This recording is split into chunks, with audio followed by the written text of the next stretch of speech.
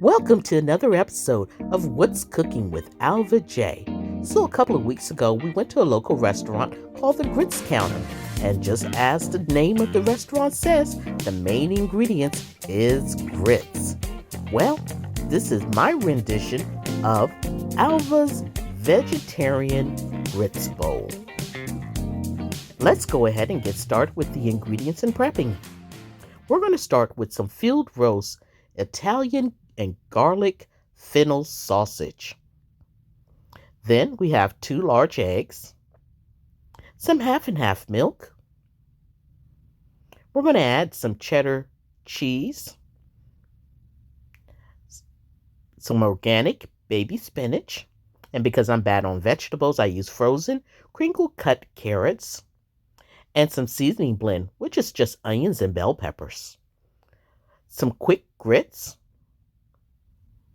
some olive oil, and our seasonings are optional. I start with some dill weed, onion powder, garlic powder, turmeric to help with that inflammation, and some sunshine seasoning by Tabitha Brown.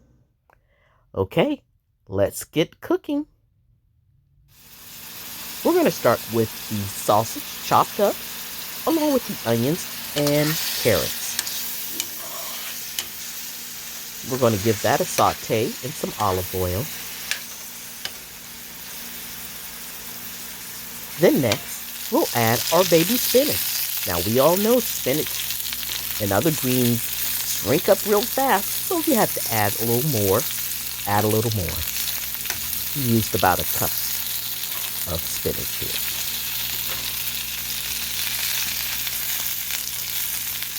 Now, once all that's cooked down, you can remove that dish from the stove, set aside. Now we're going to do our eggs. Of course, we added their seasonings to our eggs along with the cheddar cheese, and scramble it or cook your egg the way you like.